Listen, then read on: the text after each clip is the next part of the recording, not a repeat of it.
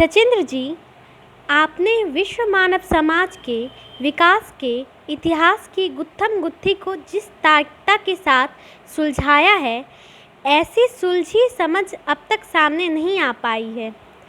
आपने प्रचुरतामूलक प्राकृतिक परिवेश में विकसित समाज के इतिहास के युग धर्म की तार्किक व्याख्या की है। आपने संतुलता मूलक प्राकृतिक परिवेश में विकसित समाज के इतिहास की तार्किक व्याख्या की है। आपने अभाव मूलक प्राकृतिक परिवेश में विकसित समाज के चेतना विज्ञान के इतिहास की तार्किक व्याख्या की है।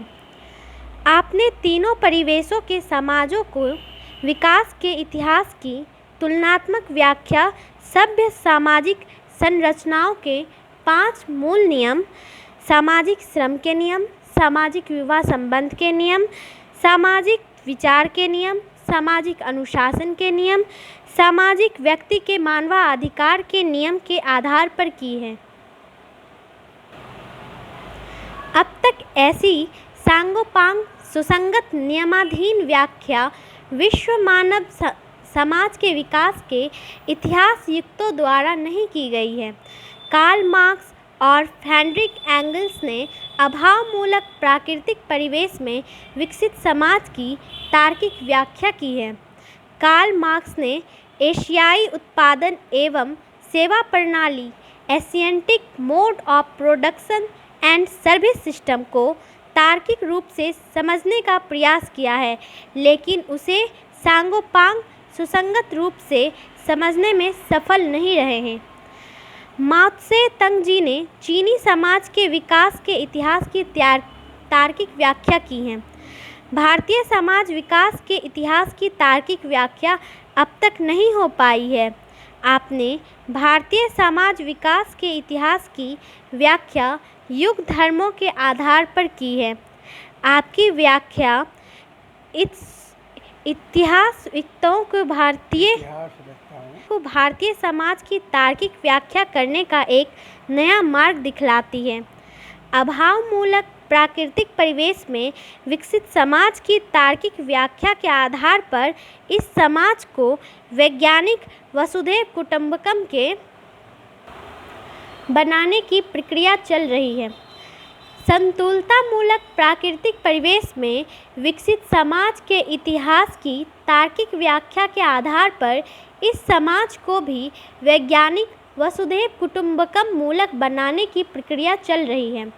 लेकिन प्रचुरतामूलक प्राकृतिक परिवेश में विकसित भारतीय समाज के विकास के इतिहास की तार्किक व्याख्या नहीं होने के कारण जिस समाज की सभ्यता संस्कृति का मूल आधार ही वसुधैव कुटुंबकम वाला रहा है, वह आधारशिला इतिहास में उठे तूफानों के कारण सघन अंधकार में चली गई हैं। वर्तमान समय में भारतीय वसुधैव कुटुंबकम मूलक आधारशिला जाति संप्रदाय के गंदगी के नीचे दबी हुई है। आप इस आधारशिला पर के गंदगी को कैसे साफ करेंगे? आप इस गंदगी को साफ कर उस आधारशिला पर रचनाधर्मी विश्व शांति वाला वैश्विक वैज्ञानिक समाज का नव निर्माण कैसे करेंगे? आप इस गंदगी को साफ कर इस आधारशिला पर रचनाधर्मी विश्व शांति वाला वैश्विक वैज्ञानिक समाज का नव निर्माण कैसे करेंगे? मेरे द्वारा उठाए गए इन गंभीरतम प्रश्नों का तार्किक उत्तर देने की आप कृपा करें। श्रेष्ठ सुलभ जी, आज आपने जो प्रश्न किया है, यह एक दिन के व्याख्यान में इसका उत्तर नहीं दिया जा सकता है। इसका उत्तर कम से कम 4-5 व्याख्यानों में देना संभव है। इसलिए इस व्याख्यान को आप जारी रखें। अब आइए, आपने प्रश्न किया है कि भारत का समाज जात संप्रदाय की गंदगी के ढेर में दबी है। इस गंदगी को साफ कर इसकी मूल आधारशिला पर वसुधैव कुटुंबकम मूलक वाला वैज्ञानिक समाज कैसे बनाया जाएगा। तो आपने जो प्रश्न किया है वो सरजमीनी प्रश्न है,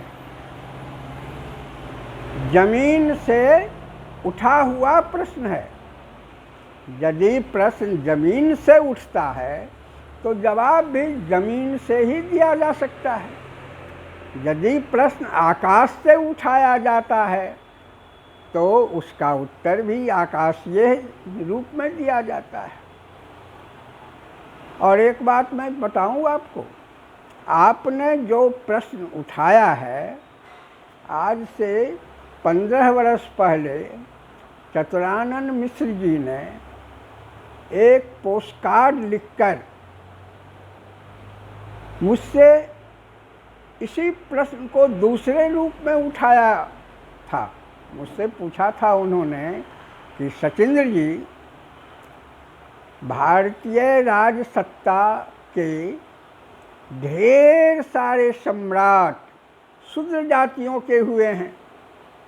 नंद वंश को लीजिए, मौर्य वंश को लीजिए, तो इतने महान महान शूद्र जातियों के सम्राट भारतीय समाज को जात विहीन क्यों नहीं बनाया?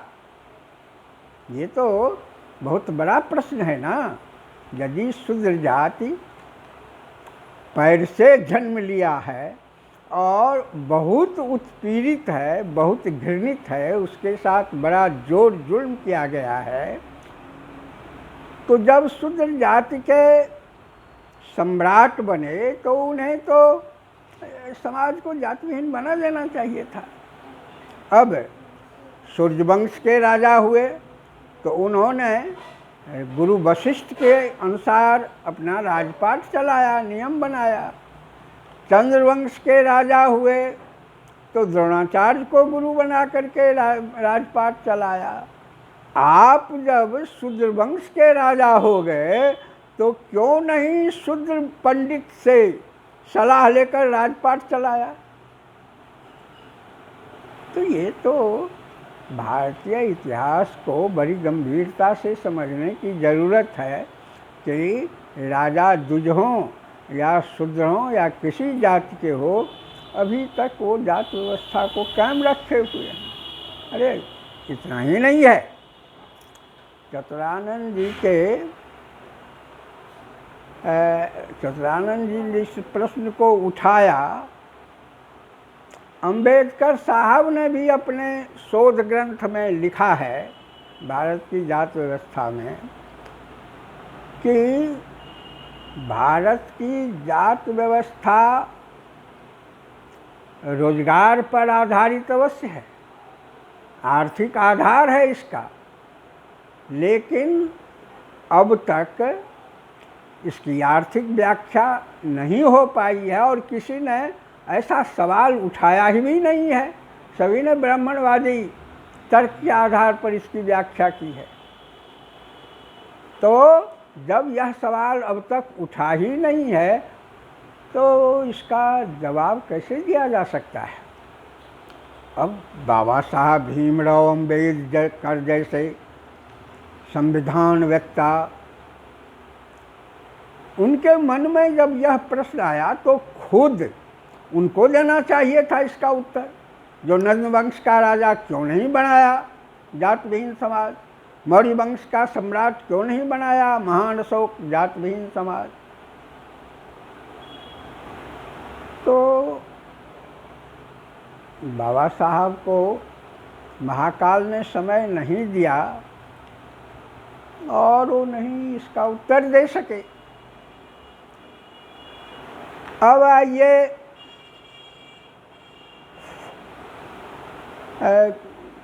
उन्होंने बौद्ध धर्म अपनाया।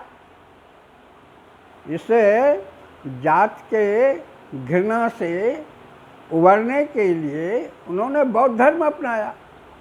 तो खुद जानते थे कि माने महान अशोक के राज्यकाल से लेकर पुष्यमित्र के राज्यकाल के पूर्व तक भारत में बौद्ध धर्म ही राजधर्म बना रहा है। यहाँ तक कि बाहर से आया हुआ विजेता कनिष्क चौथी आम सभा, बौद्ध धर्म की आम सभा बुलाई है और अपने राज धर्म को बौद्ध धर्म के अनुसार बनाया है।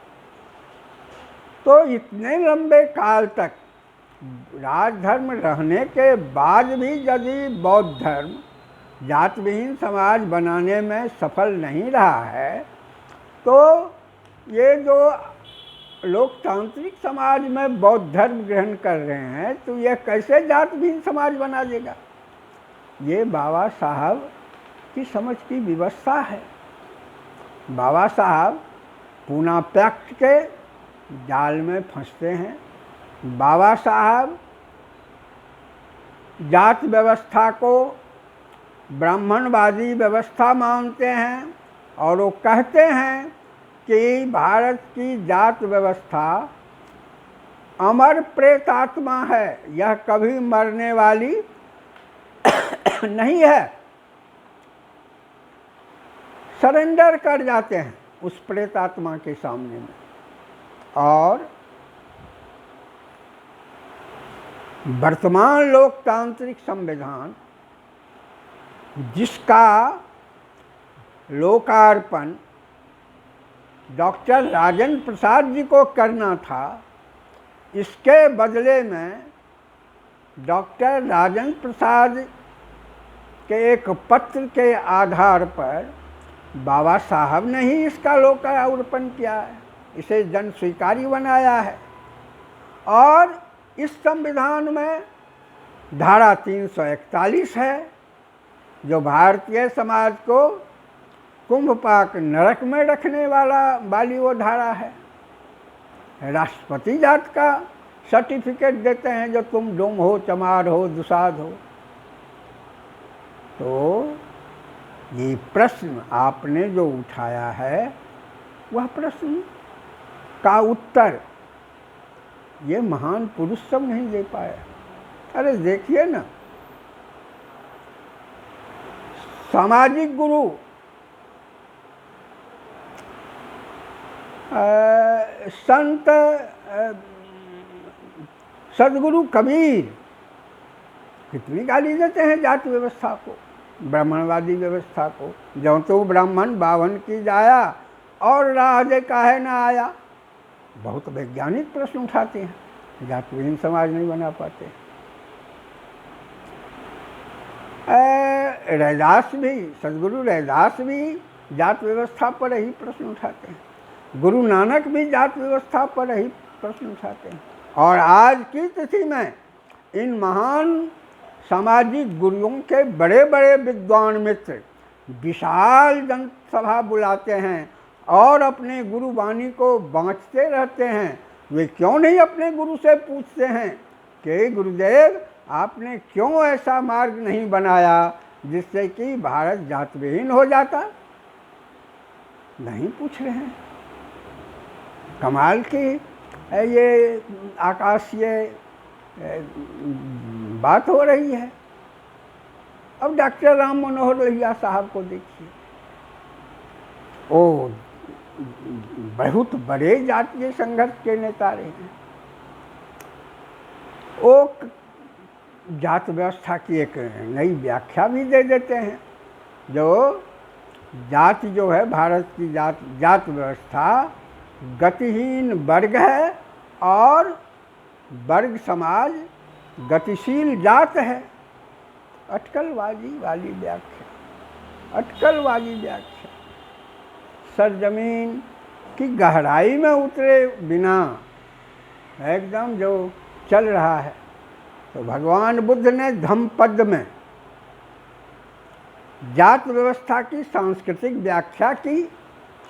वो वेद, उपनिषद, मनुस्मृति, सारे भारत के महान ग्रंथों को ब्राह्मणवादी भाजाल समझकर हटा दिए और एक नया गैर ब्राह्मणवादी दर्शन गढ़ लिए। 1000 वर्ष तक राजधर्म रहने के बाद भी यह दर्शन महायान, हीनयान, वज्रयान, तंत्रयान में भटकते भटकते दम तोड़ दिया है। जातविहीन समाज नहीं बना। इसलिए कि ये प्रश्न आकाशीय उठे हैं और आकाशीय उत्तर भी इसके दिए गए हैं। ये सरजमीन से प्रश्न नहीं उठे हैं। डॉक्टर राम मनोहर लोहिया ने इतिहास चक्र में वैसे ही राम मनोहर लोहिया के काल चक्र में भारत की जात व्यवस्था वैसे ही चक्कर काट रही है जैसे बौद्ध धर्म के महाकाल के चक्कर में जात व्यवस्था चक्कर काट रही है। इससे नरक से उद्धार करने वाला उत्तर अब तक नहीं आया। इसलिए इस प्रश्न का उत्तर सरजमीन से देना अनिवार्य है।